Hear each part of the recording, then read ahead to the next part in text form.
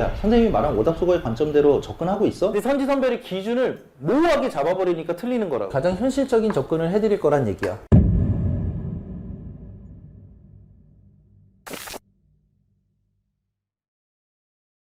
안녕하세요. 동고동락하는 수능영어 강사 김영률입니다. 자, 오늘 2025 수능영어 빠른 길라잡이 그 커리큘럼을 여러분들한테 소개를 좀 해드릴 거예요.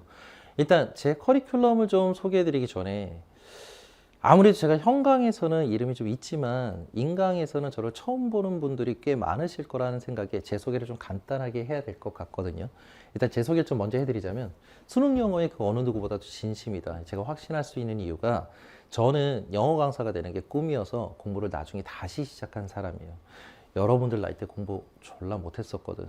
근데 수능 영어 강사가 되는 게 꿈으로 생겨서 굉장히 열심히 했고 지금 이렇게 수능 영어 강사로서 제 꿈을 실현하면서 살고 있기 때문에 제가 자신할 수 있습니다. 그 수능 영어 강의에 있어서 그 누구보다도 진심이라는 거. 그럼 제 강의에 대해서 사실 제 소개보다 제 강의에 대한 소개가 더 중요하니까 제 강의에 대해서 또 하나 말씀드릴 수 있는 건 수업이 진짜 잘생겼습니다. 일단 죄송합니다. 인강시대 비주얼이 굉장히 중요한 시대인데 제 비주얼은 그리 여러분들에게 만족을 시켜드릴 수는 없습니다. 하지만 한 가지 확신할 수 있는 건 제 수업은 대한민국 그 어떤 연예인들보다도 잘생겼다고 제가 자부할 수 있습니다. 또 하나 여러분들에게 약속드릴 수 있는 건 자, 여러분들의 수능 성적마저도 여러분들의 수능 성적을 이쁘고 잘생기게 빚어줄 거라고 제가 감히 약속드릴 수 있습니다. 자, 두 번째. 수능 영어의 구원투수다. 사실 저는 구원투수다라는 이 명칭을 이 애칭이라고나 할까? 제가 그렇게 좋아하는 표현은 아닌데 이상하게 제가 사실 런칭한 지 얼마 안 되거든요.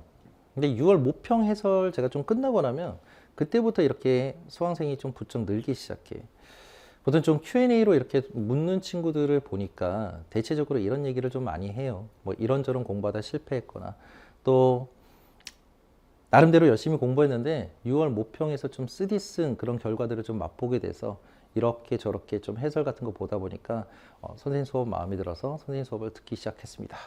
라고 해서 다 그랬던 친구들이 이제 수능 때까지 본인들이 원하는 소기의 성적들을 좀 달성하게 되고 이런 얘기들 많이 해준단 말이야. 1월 달부터 선생님 수업을 좀 만났으면 어땠을까 하는 얘기들. 근데 그럼에도 불구하고 뒤늦게라도 선생님 수업 만나서 제가 원하는 성적들을 좀 낼 수 있었습니다. 이런 얘기들 많이 해주거든요. 근데 저도 좀 안타까워요. 1월 달부터, 겨울방학부터, 처음부터 저와 함께 했었더라면 조금 더 빠르게 성적에 대한 확신을 가지고 영어 한 과목 정도는 좀 안정된 마음으로 타 과목에 좀 더 많은 에너지를 쏟을 수 있었을 텐데 그렇지 못하고 수능 때까지도 계속 전전긍긍하면서 공부했던 그 친구들이 너무 아까워서 이런 표현으로서 여러분들에게 후회가 되지 않게 처음부터 저와 함께 하실 것을 좀 부탁드리고자 제 소개를 두 번째 제 소개를 이런 표현으로 좀 해봤습니다. 자, 세 번째. 가장 현실적인 시뮬레이션 수업이다. 사실 실리적이다, 실질적이다, 현실적이다, 그리고 시뮬레이션 수업이다 라는 얘기를 또 굉장히 많이 들었기 때문에 제 수업에 대한 특징, 세 번째 특징으로 내세웠는데 사실 절대평가로 바뀐 이 영어가 수험생들의 니즈는 좀 적은 시간 투자해서 성적을 좀 빨리 낼 수 있는 그런 방법들을 좀 원하다 보니까 아무래도 어느 순간부터 수업들이 수험생 니즈에만 좀 맞춰서 듣기 좋은 수업들만 많아지는 듯한 느낌이에요. 듣기 좋은 수업은 많아도 실리적이고 실질적이고 실제로 점수를 만들 만한 그런 수업들은 제가 생각했을 땐 너무 풍요 속의 빈곤이 아닐까라는 생각이 좀 있어서 제가 감히 말씀드리지만 그 몇 안 되는 빈곤의 수업 중에 하나다라고 확신할 수 있습니다.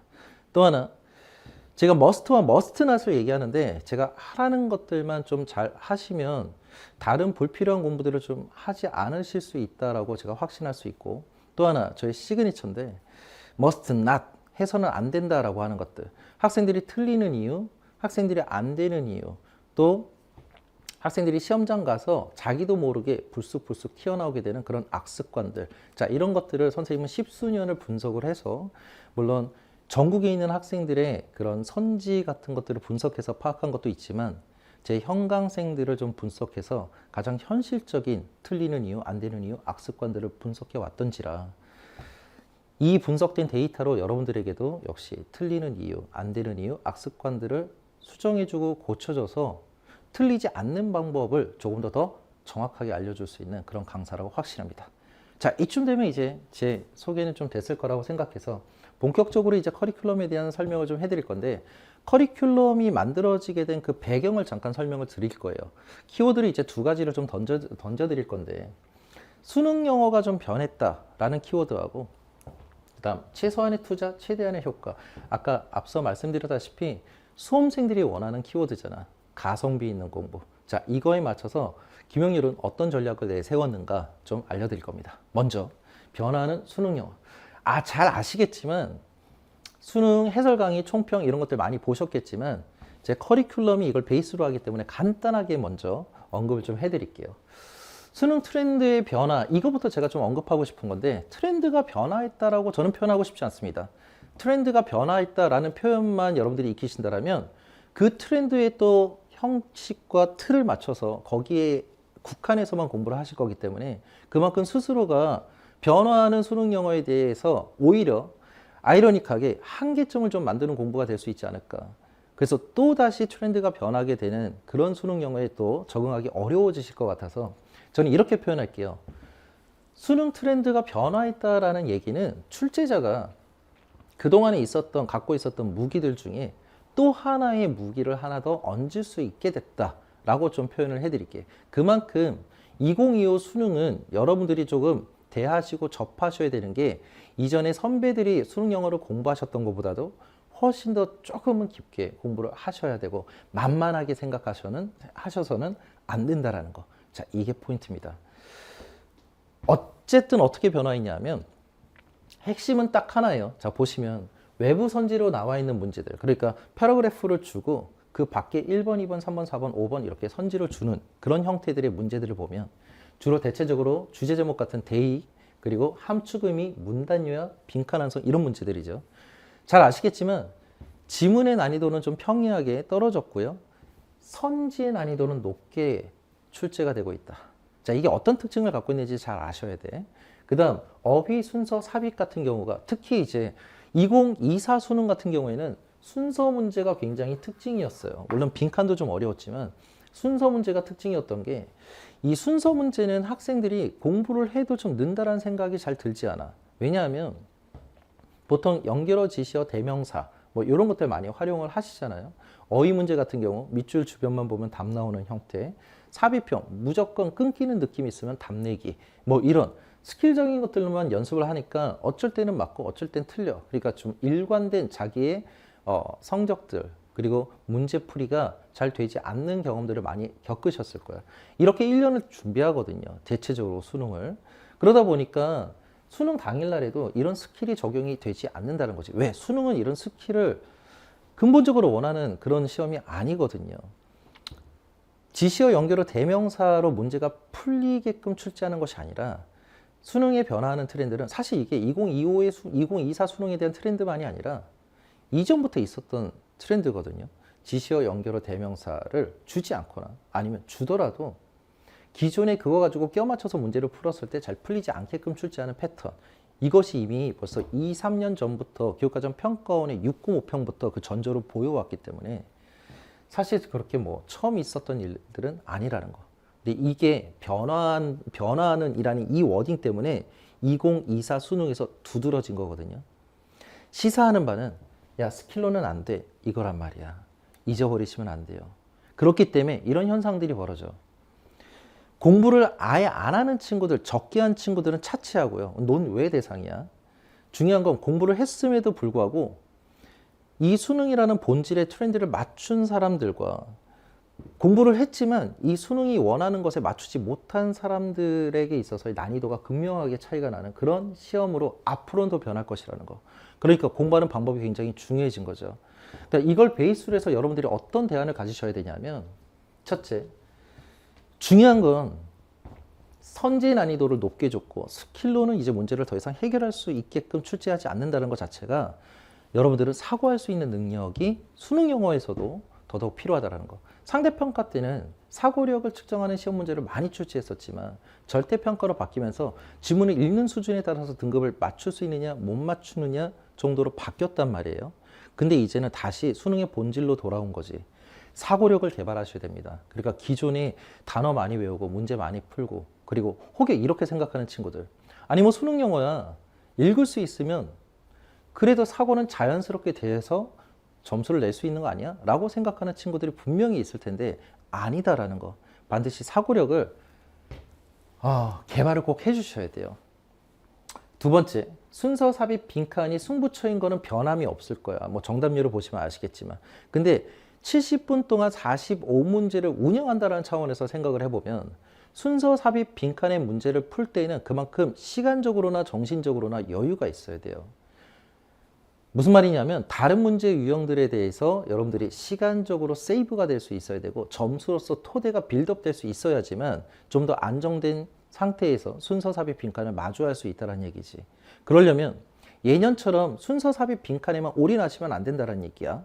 다른 문제 유형들, 아까 말씀드렸던 것처럼 주제 제목이나 함축음이나 문단 요약이나 빈칸 같은, 즉 순서 삽입 빈칸이 있는 그 문제들 이전에 있었던 20번대 문제들 있죠.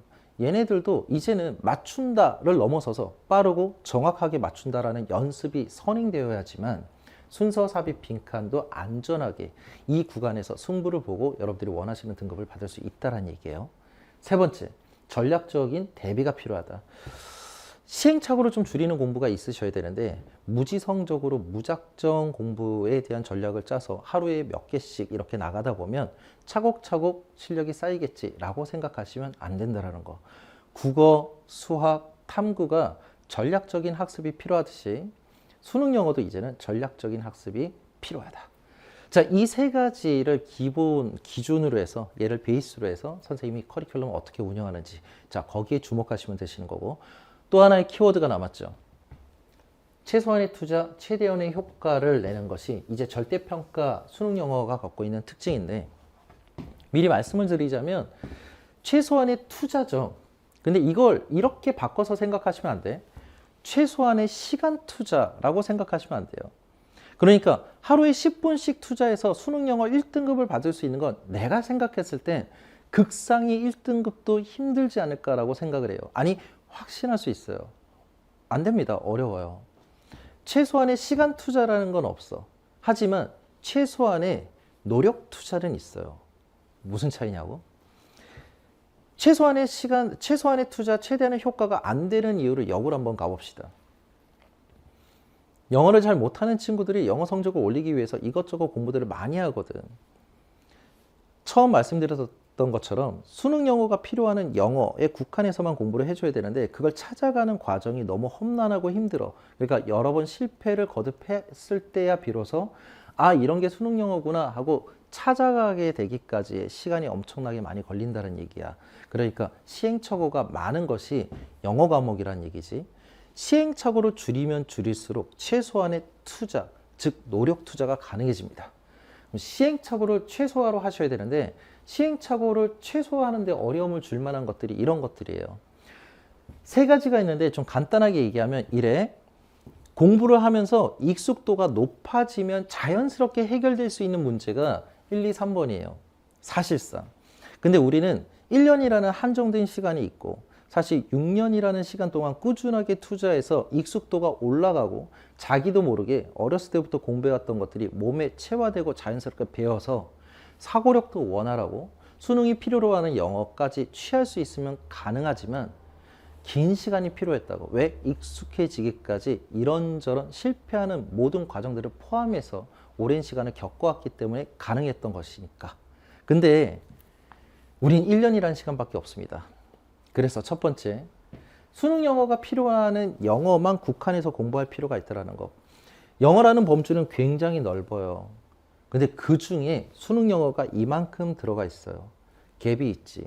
그 갭을 시행착오로 줄여가서 찾아가는 시간들만 없앨 수 있어도 최소한의 노력 투자가 가능하다는 거. 제가 그렇게 만들어 드릴 거고요. 두 번째, 읽기와 사고하기가 동시에 이루어져야지만 문제를 풀면서 생각하고 답을 낼 수가 있다고. 사고력을 측정하는 시험이니까. 문제는 뭐냐면 읽기와 사고가 동시에 되지 않아. 이것도 역시 마찬가지인데 읽는 게 굉장히 익숙해져야지만 사고가 되기 시작을 합니다. 근데 거기까지 걸리는 시간이 굉장히 오래 걸려. 역시 많은 시행착오를 겪어야지만 익숙해져서 자연스럽게 해결될 수 있는 부분이야. 근데 그 시행착오를 줄여드리면 읽기와 사고를 좀 동시에 할 수 있겠죠. 그만큼 여러분들의 투자가 적어질 수 있다는 얘기야. 세 번째, 출제자가 원하는 수능 영어여야 됩니다.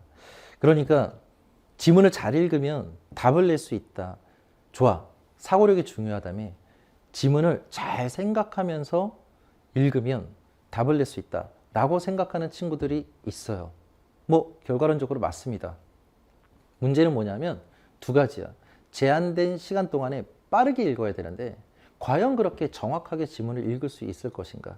두 번째, 킬러 문항이 없어졌다라고 하지만 여전히 지문이 잘 확실하게 들어오지 않는 그런 지문들이 있다고. 왜? 시간이 제약되어 있으니까. 자, 이런 상황에서 지문을 정확하게만 읽어서 답을 낼 수 있다는 것 자체는 사실 현실적으로 조금 거리가 좀 있다. 선생님이 생각했을 때. 그럼 스킬을 배우면 되느냐? 그건 절대 안 되는 거고, 선생님은 스킬을 말하는 것이 아니라 수능 출제자가 원하는 포인트를 알고 있으면 조금 더 읽는 속도가 빨라지고, 그 다음에 앞서서 선생님이 수능 트렌드 변화를 얘기했던 것처럼 출제자가 선지나 오답 쪽에 포커스를 많이 두고 있는 것들을 생각할 수 있는 여유가 생길 수 있다는 거. 그러니까 처음부터 잘 읽어서 좋은 정보를 캐치하는 것보다 처음부터 출제자가 무엇을 원하는지를 알고 들어갔을 때 그만큼 더 많은 시간들을 줄여나갈 수 있다는 거. 이게 최소한의 시행착오를 최소화로 해서 고효율을 낼 수 있는 유일한 방법입니다. 제가 확신할 수 있거든요. 자, 이제부터 선생님은 그 두 가지 변화하는 수능 트렌드하고 가성비 있는 공부, 자, 이걸 위해서 자, 어떤 커리로 여러분들한테 특훈을 시켜줄 것인지를 소개할 거야. 일단 선생님의 커리큘럼은 알파와 오메가거든. 알파는 시작을 의미하는 거고 오메가는 끝을 얘기하는 거야. 그래서 끝부분부터 먼저 설명을 할게요. 그러니까 여러분들 한번 상상해보자. 미안해, 부쩍 1년이 지났어. 이제 여러분들 2025 수능을 접해야 돼. 마지막 파이널 과정이야. 오메가 과정인 거지, 그지? 자, 파이널 때 여러분들은 문제를 이렇게 풀라고 배우실 거야. 아, 내 수업을 듣게 되면 뭐 모든 전국에 있는 수능 영어를 접하는 모든 학생들이 이렇게 풀어야 된다는 얘기는 아니다. 선생님 구간을 네 구간으로 이렇게 나눌 거거든. 1, 2, 3, 4 구간. 자, 문항번호 잘 보이지? 이때 1에서 30번, 41에서 45번을 1, 2 구간이라고 얘기할 거고 얘네들을 이렇게 붙여갈 거야. 자, 3, 4 구간 한번 보자. 35번에서 40번, 31에서 34번까지 문제 유형들이 어떤 애들이 있는지 보이지? 얘네들을 3, 4 구간에서 이렇게 묶을 거라고. 얘네들의 차이점이 뭐냐면, 자, 문제 유형들을 한번 봐봐.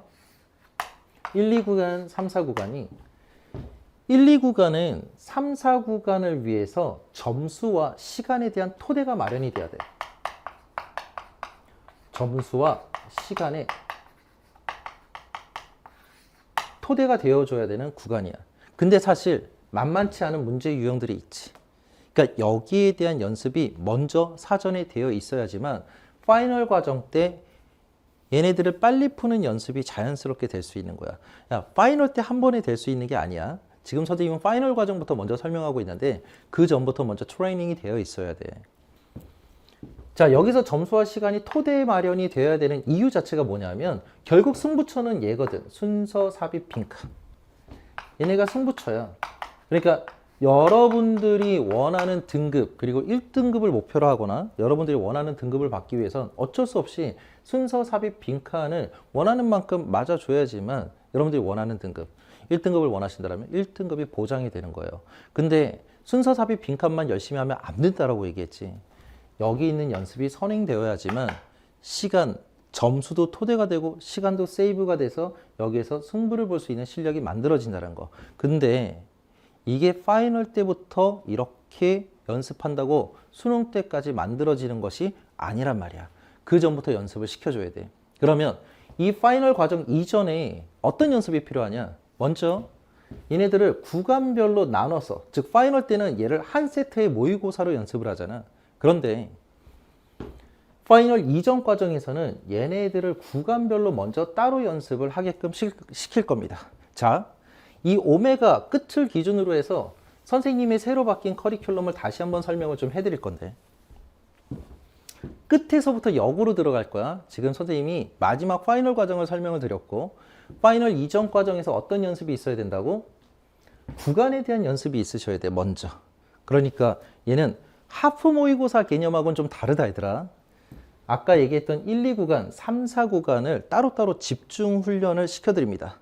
앞에 얘기했던 것처럼 1, 2구간이 어떤 역할을 한다라고 얘기했어. 시간도 점수도 3, 4구간에 대한 토대가 되어줘야 된다. 그래서 얘 이름이 코너스톤이야. 자, 토대라고 얘기를 하거든. CS라고 선생님이 표현해. 자, 1, 2구간에 대한 트레이닝을 좀 먼저 시켜줄 거야. 그래서 여기서 타임어택, 시간을 어떻게 줄여갈 수 있을 것인가, 요거에 대한 설명을 해줄 거고, 그리고 정해진 시간 동안에 여기 있는 핵심 유형들을 여러분들이 어떻게 문제를 실전처럼 푸셔야 되는지 그 시뮬레이션 방식으로 수업을 좀 해드릴 거고요. 그리고 그럼에도 불구하고 학생들이 잘 안 될 거란 말이야. 그 안 되는 이유를 철저하게 분석을 해서 설명을 드릴 거야. 안 되는 이유가 이렇기 때문에 이런 안 되는 이유를 극복하기 위해서 어떤 식으로 접근해야 된다 하는 것들을 좀 더 실리적이고 실질적으로 말씀을 드릴 거고, 지금부터 습관을 이렇게 잡아가지 못하면 악습관들이 생겨서 결국 수능 당일날엔 너도 모르게 이런 습관들이 튀어나올 거야 하는 것들을 계속해서 언급을 해드릴 거예요. 똑같이 Decisive Battleground라는 DB라는 커리에서는 3, 4구간을 연습을 할 거거든요. 승부처지, 그치? 자, 여기에서 시간 점수에 대한 토대를 마련을 하고 3, 4구간에서 어떻게 승부를 봐야 되는지, 역시 3, 4구간에 있는 핵심 유형들에 대한 시뮬레이션, 그리고 순서 삽입 빈칸, 특히 여러분들이 왜 안 되고 있는가 방법을 알고 있음에도 불구하고, 그리고 알고 있음에도 불구하고 여러분들이 본질적으로 갖고 있는 악습관들이 무엇이기 때문에 잘 안 되는지를 커버해 드릴 거야. 이게 먼저 선행되어야지만 앞서 보여드렸던 파이널 과정에서 70분 동안 45문제를 운영하는 연습이 비로소 되기 시작하는 거예요. 절대 파이널 때부터 그게 만들어진다라고 생각하면 안 되고, 파이널 이전에 먼저 연습을 하셔야 돼. 실리적인 컬이지. 그러려면 역시 여기 안에 있는 핵심 유형들, 여기 안에 있는 핵심 유형들을 조금 집중적으로 연습할 필요가 있어. 이걸 세트로만 연습한다고 될 수 있는 게 또 아니잖아. 그래서 CS, DB 커리에 대한 선행학습이 있어요. SOAR CS, MVP, DB 과정이야. 자, 여기서는 SOAR는 코너스톤의 선행학습이 되는 거고, MVP, DB는 Decisive Battleground, DB 커리에 대한 선행학습이 돼요. 얘는 구간에 대한 트레이닝 과정이라면 얘는 유형에 대한 트레이닝 과정이다라고 생각하시면 돼. 자, 어떻게 트레이닝을 시켜드릴 거냐면, 일단 수능 핵심 유형들에 대한 패턴을 좀 정리를 해드릴 거야, 유형별로. 그래서 각 유형에 대한 기출을 여러분들한테, 기출이 이런 트렌드에 이런 패턴을 갖고 있어. 그리고 이런 기출이 이렇게 유사하게 반복돼. 이렇게 유사하게 반복되는 것이 결국 새로운 문제를 봐도 이런 식으로 적용될 수 있어 라는 패턴으로 자꾸 연습을 시켜드릴 겁니다. 하나의 기출 패턴, 유사 문제, 그리고 적용 문제. 기출 패턴, 유사 문제, 적용 문제. 한 유형마다 이런 것이 아니라 그 유형 안에서도 패턴이 여러 가지 있을 수 있잖아. 그렇게 전부 다 패턴화 시켜서 트레이닝을 좀 시켜드릴 거예요. 여기서 선생님이 강조하고자 싶은 것이 바로 must와 must not이야. 자, 이때가 제일 중요한데, 선생님이 반드시 이렇게 접근해야만 해 라고 하면 그렇게 따르시면 되는 거고요. 야, 이렇게 접근해야만 하는데 꼭 이렇게 하는 학생들이 있어. 절대 그렇게 하면 안 되는 거야 라고 내가 아주 강하게 must not을 외치는 요소들, 내용들, 포인트들이 있을 겁니다. 걔네들을 꼭 몸에 체화시키는 것이 굉장히 중요해. 내가 한 가지 약속할 수 있는 건, 여기서 내가 must not 이라고 얘기하는 건, 야, 김영률 생각에 이건 꼭 해야만 하는 거야. 김영률 생각에 이건 꼭 해서는 안 되는 거야 라는 티칭은 하지 않을 거예요. 철저하게 교육과정평가원이 내세운 출제 매뉴얼에 입각해서, 야, 출제 매뉴얼이 이렇게 말하고 있기 때문에 반드시 이렇게 해야만 해. 출제 매뉴얼이 반드시 이렇게 해야만 해 라고 얘기하고 있기 때문에 이렇게 해서는 안 돼 하는 포인트들을 정리를 해드릴 겁니다. 그게 수능의 본질이야. 그랬을 때 여러분들이 어떠한 어려움에 대한 변화가 있어도, 즉 굳이 트렌드에 국한해서만이 아니라 그 트렌드를 넘어서는 그런 다른 트렌드의 문제들이 나와도 본질이 흔들리지 않으니까 어떤 문제가 와도, 어떤 난이도가 와도 커버가 가능해진다고. 구간으로 연습하기 전에 유형부터 먼저 잡아라. 근데 유형부터 먼저 잡으려고 하다 보니 너무 막연해. 먼저 수능이 무엇을 원하는가부터 잡고 들어갈 필요가 있고, 그리고 여기서부터 본격적인 독해 과정이기 때문에 지문이잖아, 독해는. 지문을 이루고 있는 최소한의 단위가 문장이죠. 자, 문장 해석부터 관점을 바꿔줘야지만 지문을 바라보는 관점도 바뀔 수 있다는 거. 그래서 이때가 겨울방학이야. 특히 1, 2월 달 N수생들도 마찬가지고 요 기간 동안에 여러분들이 꼭 하셔야 되는 게 뭐냐? 리딩 포커스 알파와 오메가야. 아까 전에 선생님이 오메가 끝이라고 얘기했지. 알파가 시작이거든. 왜 알파와 오메가냐 하면 독해에 대한 시작과 끝을 보여줘요. 선생님이 처음에 언급할 때 이런 얘기 했었거든. 수능 영어가 필요로 하는 영어가 있다. 출제자가 원하는 영어가 있다. 이게 관점이야. 어떤 게 어디까지가, 어디부터 시작해서 어디까지가 수능 영어가 필요로 하는 영어이고, 어디서부터 어디까지가 출제자가 원하는 영어인가에 대한 것들을 핵심 유형 전반에 거쳐서 관점을 잡아주는 커리가 리딩 포커스 알파 앤 오메가예요. 그러니까 사실 얘는 여러분들이 몇 등급이든지 간에 반드시 하셔야 되는 커리다라고 생각하시면 돼.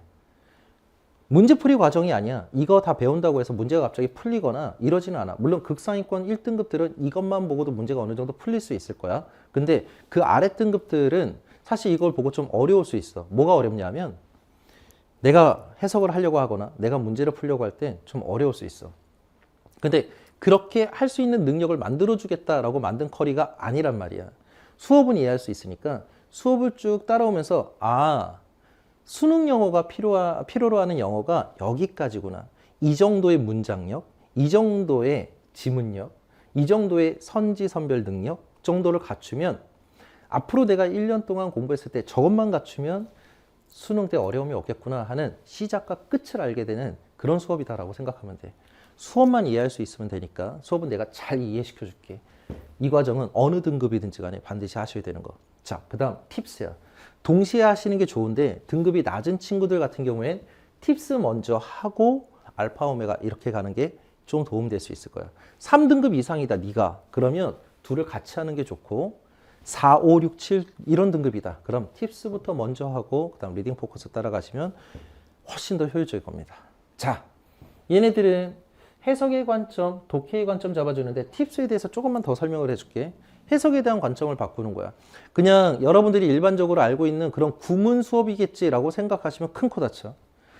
이 팁스 수업은 아마 처음 들어보시는 수업이 될 거예요. 뭐 팁스에 대한 거 뭐 수강 후기를 봐도 알겠지만 뭐 이런 수업 처음 들어봤어요. 이런 게 정말 필요한 것 같아요. 왜 이제야 알았지? 이런 얘기들을 굉장히 많이들 하고 있단 말이야. 이게 어떤 수업이냐면 이런 거지. 표현을 배울 거야. 그리고 그 표현이 작가가 왜 쓰는지를 배우게 될 거예요. 그럼 단순히 우리말로 번역해서 내용만을 이해하는 것이 아니라 그 표현을 보고 작가가 어떤 의도로 썼는가 이걸 익히실 수 있게 되고 더불어서 출제자는 그 표현을 이용해서 문제를 어떻게 문제화시키고 있는가도 같이 배울 거예요. 더불어서 그렇게 작가의 의도와 그리고 출제자가 이걸 어떻게 이용하는지를 배워서 실제로 그런 문장 해석법이 특정 유형에서 문제가 어떻게 풀리는가에 대한 연계성도 같이 보여줄 거기 때문에 문장학습, 지문학습, 선지, 선별학습까지 이어지는 그 과정을 한꺼번에 연결시켜서 수업을 해드리는 커리다라고 생각하시면 되고 단순한 수업이 아니라 트레이닝 과정이야.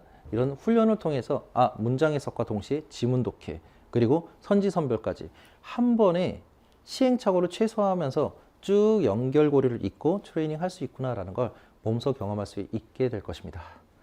팁스예요. 자, 이런 과정을 거치셔서 결국 아까 처음에 얘기했던 파이널 과정까지 가시면 여러분들이 원하시는 등급 그냥 나오는 거예요. 근데 커리큘럼이 왜 바뀌었냐고. 자, 이전 커리큘럼을 잠깐 보여줄게. 2024 수능 때까지만 해도 선생님이 리딩 포커스 알파 앤 오메가 팁스에서 스월, MVP 어순삽, MVP 요한빈, 그리고 FC 히어로 이렇게 파이널로 이렇게 들어가는 커리를 운영을 했었어요. 근데 이게 어떤 차이가 있냐면 스월, MVP 어순삽, MVP 요한빈은 약간 날 것의 사고력을 좀 배양시키는 그런 커리예요. 그러니까 이러다 보니까 사고력을 이 수업을 잘 체화시켰을 때 어떤 문제들이 오더라도 유연한 사고가 이루어질 수 있게끔 트레이닝이 될 수 있다는 좋은 장점이 있는데, 단점은 뭐냐면 좀 어려워하고 버거워하는 것 같더라. 그래서 선생님은 이 커리큘럼을 없애지 않고, 오히려 이런 수업은 극상위권이나 최상위권 학생들이 굉장히 좋아하겠구나. 실제로 현장에서 선생님이 수업을 했을 때, 그리고 인강에서도 N수생들이 되게 만족해 있던 수업들이에요. N수생들 중에서도 1등급을 유지하다가 갑자기 2등급으로 떨어진 학생들이나 이런 학생들이 굉장히 만족했던 수업인지라, 소어 MVP 어순삽, MVP 요한비는 극상위권 혹은 1등급을 계속 유지하다가 한두 번 2등급으로 떨어졌던 그런 친구들한테 추천하고요. 올해부터 바뀌는 이 커리는 굉장히 노멀한 커리야. 그러니까 좀 레인지가 넓어. 1, 2등급 왔다 갔다 하는 친구들이 들어도 도움이 되고, 그리고 3, 4, 5등급, 6등급에 있는 친구들이 이 커리를 타는 것을 오히려 추천해요. 위에 있는 건 어려울 수 있으니까. 그래서 레인지를 넓혀서 누구든지 간에 시행착오를 최소화하고 고득점을 받을 수 있는 커리로 이제 변화해서 올해부터 이렇게 수업이 진행되는 커리니까 여러분들이 선택을 하셔서 커리를 타시면 되시는 거고, 만약에 선택이 어렵다 그러면 Q&A, 요즘에도 질문들 많이 하고 있으니까 Q&A 통해서 여러분들 커리를, 여러분들한테 맞는 커리를 상담을 받으셔서 선택하시면 됩니다. 자, 극상위권부터 먼저 조금 자세하게 좀 설명을 줄게.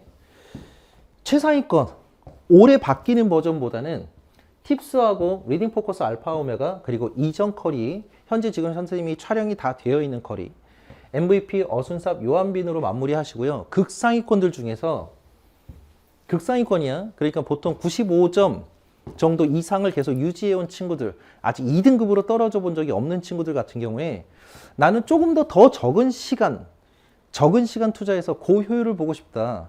이건 적은 시간 투자해서 고효율은 극상위권이 갖게 되는 특혜다. 알파 오메가 정도는 생략해도 괜찮습니다. 팁스는 정리 차원에서 아주 빠르게 간단하게 한 번씩 들어주고요. 그 다음에 요한빈 어순삽, 어순삽은 어휘 문제, 순서, 삽입 중심으로 되어 있는 커리고, 요한빈은 문단 요약, 함축음이 빈칸만 다루고 있으니까 얘네들만 다뤄도 핵심적으로 고난도 문제들은 다 커버할 수 있는 거거든. 그리고 FC 히어로, 마지막 파이널 과정 들어가시면 극상위권들은 충분할 것 같아요. 1년 동안. 방금 얘기했던 것처럼 아주 극상위권 친구들, 그리고 1등급을 유지하다가 갑자기 2등급으로 떨어진 친구들은 이전 버전의 커리큘럼을 타시면 되는데, 그 외 나머지 친구들 같은 경우에는 올해 바뀌는 커리큘럼을 타시면 돼요. 앞서 설명드렸던 커리큘럼으로. 더하기, 어법을 정리하시는 건 딱 2권이면 됩니다. 하나는 그래머 포커스 알파 오메가. 이건 어법 개념을 그냥 단순하게 설명하는 것이 아니라 수능 어법으로 나오는 패턴에 대한 개념들을 그냥 정리한 거예요.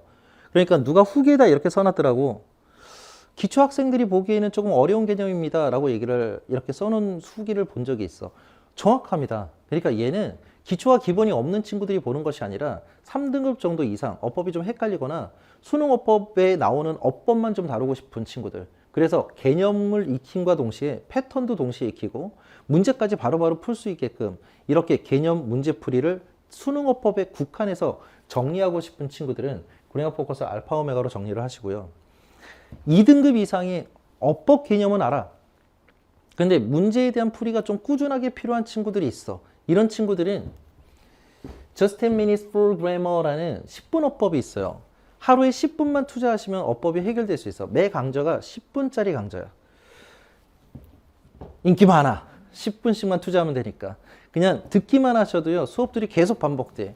선생님이 현장에서 수강 후기 받거나 강의 후기, 인강 강의 후기 딱 받아보면 이 학생들이 전부 다 얘기하는 게 10분씩만 투자해도 처음엔 조금 어려운 듯한데 뒤로 갈수록 계속 반복되니까 듣기만 해도 개념이나 적용법이 자연스럽게 몸에 뱄니다 라는 얘기들을 상당히 많이 들었거든요.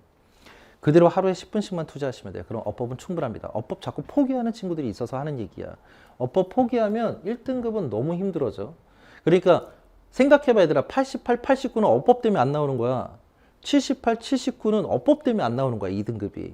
이 어법 한 문제가 커버가 되면 독해에서 여유가 생기니까 어법 조금만 투자하셔도 충분히 맞출 수 있게끔 커리 만들어 놨으니까 하루 10분씩만 투자하시도록 하세요. 3등급 정도에 있는 친구들은 얘 둘을 순차적으로 밟아 나가시면 되는 거고, 2등급 이상의 어법 개념은 되어 있고 꾸준하게 문제를 좀 다뤄보고 싶다 하는 친구들은 그냥 10분 어법만 여러분들이 선택하셔서 수강하셔도 충분히 어법은 만들어집니다. 제가 확신할게요. 자, 생기초를 위해서 지금 선생님이 재촬영하고 있는데, 사실 인강 처음에 런칭을 하고 SG 워너비 내가 촬영을 했었거든. 근데 지금도 내가 스튜디오 하고 있지만 사실 좀 아직 완전히 익숙하다라고 하기엔 좀 어려워. 근데 처음에 런칭해서 스튜디오 촬영을 하는데, 아니 뭐 스튜디오도 낯설고 촬영하는 PD님도 낯설고 또 낯가림 심하고 이러니까 SG 워너비 작년에 촬영한 거 보니까 굉장히 낯설더라고. 내가 아닌 거야. 그리고 선생님 별로 친절한 사람이 아닌데 존엔 친절한 말투와 내가 봐도 역겨운 그런 강의들을 하고 있어서 올해 재촬영하고 있어요. 그리고 올해 핵심만, 더더욱 핵심만 뽑았기 때문에 SG 워너비 등급이 낮은 4, 5, 6, 7등급에 있는 친구들은 SG 워너비로 시작하길 바랍니다. SG 워너비는 총 20강으로 돼 있어. 되게 많지. 50분짜리 20강. 많아서 거들떠도 보기 싫지. 왜 20강으로 했냐면 20강을 듣는 동안에 자연스럽게 반복이 될 수 있게끔 만들었어. SG 워너비는 반복이 특징이야. 총 3개의 챕터로 만들어져 있는데 챕터 1, 챕터 2, 챕터 3를 맞추는 동안에 계속 앞에서부터 누적식으로 반복돼. 요만큼 알려주고 챕터 2에서 요만큼 알았던 거에 요만큼 살을 붙여서 다시 반복해주고, 누적식이지. 챕터 3 들어갔을 때 1, 2에서 배웠던 것들을 종합해주고 다시 반복해줘. 그러니까 20강까지 쭉 끝났을 때 사실 공부란 게 내가 공부하는 게 어려운 거야, 생기초들은. 20강까지 쭉 따라오다 보면 공부가 자연스럽게 될 수 있게끔 선생님이 그렇게 수업을 바꿔서 올해 다시 촬영하고 있으니까 등급이 낮은 친구들은 20강으로 끝내도록 하세요. 그럼 충분히 기초와 기본이 만들어질 거니까. 잘 습득한 친구들은 센텐스 포커스 알파 오메가가 있는데 이거 거치지 않고 바로 팁스로 들어가셔도 괜찮아. 그런데 얘를 했는데도 불구하고 이제는 내가 짧은 문장들은 되겠는데 조금 긴 문장이 안 되네 싶은 친구들은 센텐스 포커스 알파 오메가까지 거치고 그 다음 팁스 들어가시면 돼. 자, 20강까지 충실하게 선생님 하라는 대로 잘 따라온 친구들은 사실 이거 생략하고도 충분히 넘어갈 수 있으니까 얘 20강 그냥 하라는 대로만 잘 수업 듣고 잘 기억하고 잘 적용하시면 충분할 수 있습니다. 생기초 빨리 탈출할 수 있으니까 아직 늦었다라고 생각한 친구들은 빨리 시작하도록 하세요. 자, 지금까지 내가 여러분들한테 이렇게 좀 바뀌어서 새롭게 여러분들 앞에 다시 섰습니다 라고 지금 말씀을 드리는 거야. 끝으로 여러분들한테 내가 말씀드리고 싶은 건 뭐냐면, 할 수 있는데 하지 않는 것은 죄악입니다. 이거 제가 매년 학생들한테 얘기하는 거고 내 인생 철학이기도 해요. 할 수 있는데 하지 않는 것은 죄악이다. 이게 무슨 말이냐면 바꿔서 생각해봐. 할 수 없는 거는 할 수 없는 거야. 무슨 말인지 알겠어? 할 수 없는 건 우리가 어떻게 해도 할 수가 없어. 대신에 내가 할 수 있는 것들은 무조건 최선을 다하는 거야. 할 수 있는 것들을 행하는 걸 최선이라고 얘기하거든요. 여러분들이 할 수 있는 지금 시기라면 반드시 할 수 있는 범주 내에서 모든 것들을 해보실 것을 필요로 합니다. 그리고 그렇게 하지 않았을 때 거기에 상응하는, 거기에 합당한 대가가 분명히 있을 거야. 그게 죄악이니까. 지금 여러분들 할 수 있을 때 반드시 하시길 바라고요.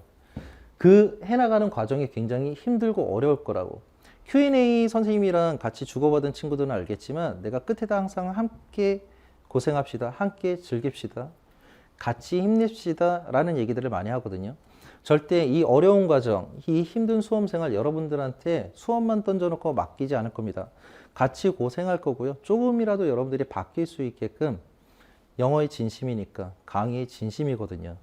같이 만들어드리고 같이 고생해서 같이 그 어려운 과정들을 꼭 겪어가도록 할 겁니다. 자, 본 수업에서 어떤 커리로 시작하실지 모르겠지만 본 수업에서 다시 만나도록 하십시다.